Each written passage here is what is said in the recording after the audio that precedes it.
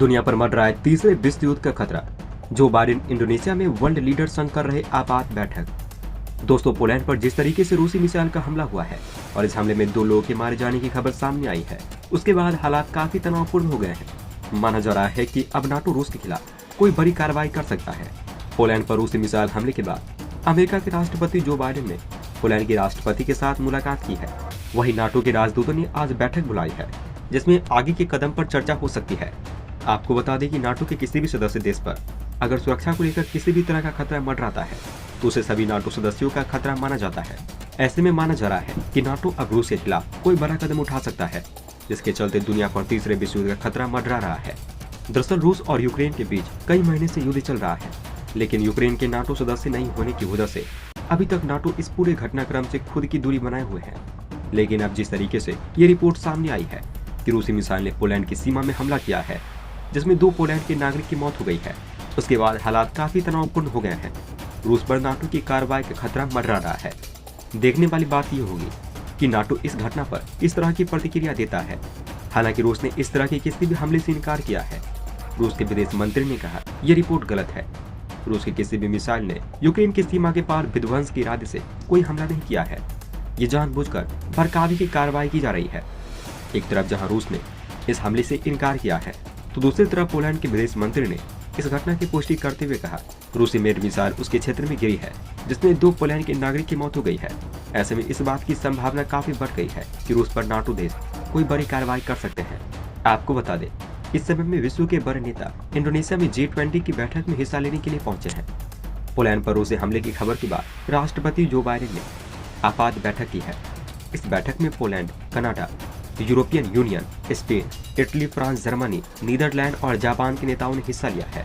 दोस्तों, इस साल 24 फरवरी को यूक्रेन में रूसी आक्रमण शुरू होने के बाद कई बार ऐसे मौके बने हैं जब दुनिया को विश्व युद्ध होने या फिर युद्ध में परमाणु बम का इस्तेमाल होने का आशंका महसूस हुआ है।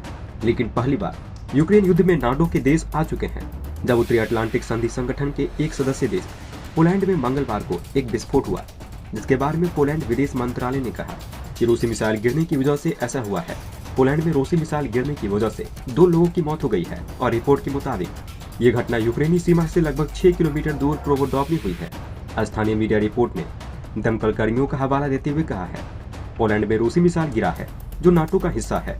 विस्फोट के बाद पोलैंड ने अपनी सेना को सतर्क कर दिया है और तत्काल विस्तृत स्पष्टीकरण प्रदान करने के लिए रूसी दूत को भी तलब किया है। वहीं रूस ने भी मामले की जाँच शुरू कर दी है। राष्ट्रीय सुरक्षा परिषद की आपातकालीन बैठक के बाद वार्सो की बात भी शुरू हो गई है।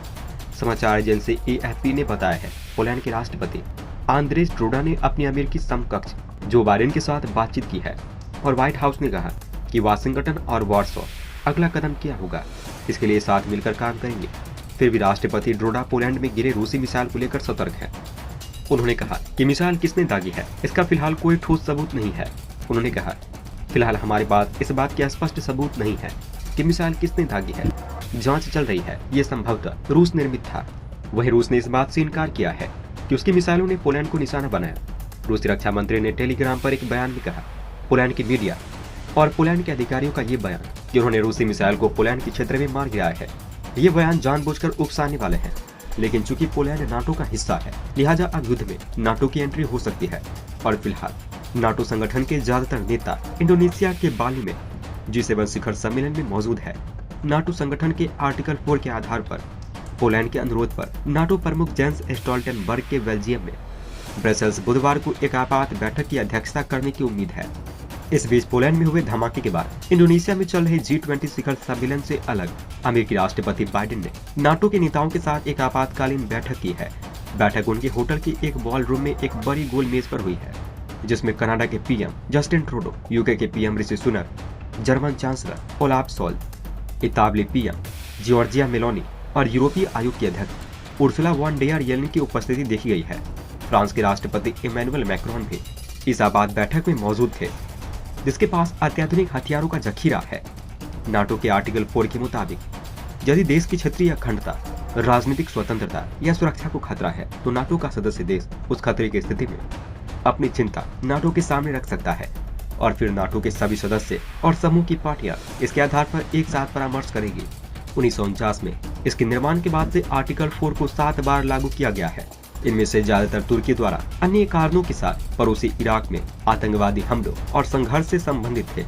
रिपोर्ट के मुताबिक यूक्रेन पर रूसी आक्रमण के बाद परामर्श आयोजित करने के लिए चेक गणराज्य, Lithuania, Estonia, Bulgaria, Slovakia, Romania और पोलैंड ने भी 24 फरवरी को परामर्श के लिए बैठक बुलाया था। राइटर्स की रिपोर्ट के मुताबिक आर्टिकल 4 के बाद आर्टिकल 5 आता है, जिसे नाटो के संयुक्त रक्षा सिद्धांत के रूप में परिभाषित किया गया है। और ये आर्टिकल सिर्फ उसी स्थिति में प्रभाव में आ सकता है जब ये निर्धारित किया जाता है कि पोलैंड में विस्फोट के लिए वास्तव में रूस जिम्मेदार था। नाटो के आर्टिकल 5 में कहा गया है कि यूरोप या उत्तरी अमेरिका में उनमें से एक या अधिक के खिलाफ सशस्त्र हमले को उन सभी के खिलाफ हमला माना जाएगा। इस आर्टिकल में ये भी कहा गया है कि नाटो के पार्टी या पार्टियां इस तरह के हमले की स्थिति में व्यक्तिगत रूप से और अन्य पार्टियों के साथ मिलकर ऐसी कार्रवाई कर सकता है जो आवश्यक है, जिसमें सैन्य इस्तेमाल भी है, और उत्तरी अटलांटिक क्षेत्र की सुरक्षा बनाए रखने के लिए जो आवश्यक लगे। लंबे समय से नाटो देशों में यूक्रेन युद्ध के फैलने का डर बना हुआ है, लेकिन जैसा कि यूक्रेन अभी तक नाटो का सदस्य नहीं है, जब रूस ने उस पर आक्रमण किया तो अनुच्छेद 5 लागू नहीं किया गया था। नाटो के अनुच्छेद 5 को ऑटोमेटिक रूप से लागू नहीं किया जाता है, बल्कि इसके लागू करने से पहले नाटो के सभी सदस्य राज्यों का इसे लागू करने के लिए सहमत होना आवश्यक है, वो भी उस स्थिति में जब सभी सदस्य राज्य उस घटना को आतंकवादी घटना माने। राइटर्स की रिपोर्ट में कहा गया है, इस तरह के परामर्श में कितना समय लग सकता है, इसकी कोई समय सीमा तय नहीं है।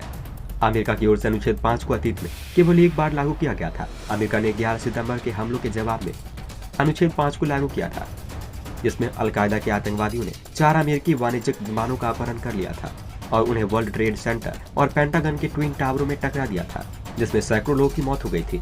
रिपोर्ट के मुताबिक अमेरिका पर किए गए आतंकवादी हमले में कम से कम 3000 लोग मारे गए थे और उसके बाद अमेरिका ने आर्टिकल 5 को लागू किया था, जिसके बाद नाटो की सेना ने अफगानिस्तान पर हमला किया था।